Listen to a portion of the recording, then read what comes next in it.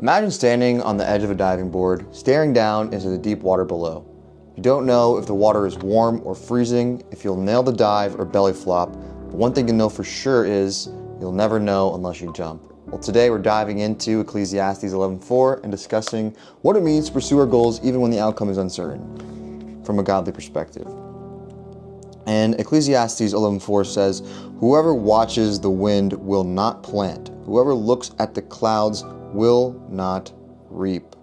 This verse paints a picture of someone waiting for the perfect conditions. They're watching the wind, analyzing the clouds, and holding back because they're afraid if they fail or from discomfort or judgment. But life and faith aren't about waiting for perfect conditions. They're about trusting God and taking action. And uncertainty is inevitable. Life doesn't come with guarantees. Whether you're starting a business or pursuing a dream career or stepping into ministry, starting a new relationship, uncertainty is a part of the deal. It's a part of the journey. And if you think it's risky to invest, go back to school, start another relationship, or to start a business, let me tell you what's even riskier. What's even riskier is regretting that you had 10 years ago, 10 years in 10 years time. But here's the thing, certainty isn't a requirement for obedience. You can move forward while being uncertain. Think about Peter stepping out of the boat to walk on water towards Jesus in Matthew. Okay, the conditions weren't ideal. There was wind, there was waves, and the unknown falling in, but Peter stepped out because his focus was on Christ, because he trusted in Christ, not the storm around him. And when he lost focus on Jesus and started looking around him, that is when he started to sink. That is when he started to fall in. And some of you have been looking at the storm around you. You've been looking at the obstacles in front of you and saying, God, how can I do this? How can I do this? I have this going against me, that going against me, this person who hates me. I don't know if I'm smart enough to do this. You're focusing on the wrong things. You're focusing on everything else besides what God has called you to do. And God wouldn't put you in a situation that he didn't think that you could handle. And you have to trust that God is going to give you the steps, is going to illuminate the path forward to you one step at a time, because he's not going to give you the whole picture. That's what faith is for. He's not going to tell you exactly how it's going to happen. He's not going to tell you, hey, this is going to go down this way, because that would eliminate your need for faith. And he wants you to rely on him. He wants you to trust in him. And another verse in Ecclesiastes comes from Ecclesiastes 10:10, is right across from 11:4, and it talks about how sometimes it gave me the thought of sometimes we need to go backwards in order to propel us forward into what God has for the future. And it says in 10:10, "If the axe is dull and its edge unsharpened, more strength is needed, but skill will bring success." And 11 says, "If a snake bites before it is charmed, the charmer receives no fee." So if you try to go something before your time, if you try to do something before you have studied, if you try to take a test before you study, you're not going to do well. If you enter a relationship before you've healed from your past traumas, or before you're ready to give up control of your own life, because in relationships you have to be selfless.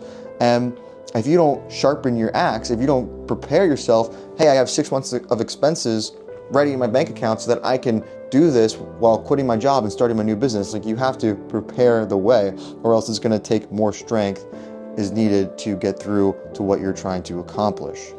But the most important thing to have during these times is faith. And faith isn't passive, it's active.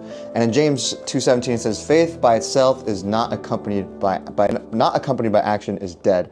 And when you take that first step, whether it's applying for the job or starting the project or sharing your faith with somebody or doing a ministry, you're exercising your trust in God. You're growing that muscle. And God purposely puts us through storms and gives us trials and tribulations so that we can grow in our faith in him. And every step forward builds momentum and trust and propels us through how we can trust God in the future. Because if we know, he's done it in the past, then we know that he can do it in the future as well.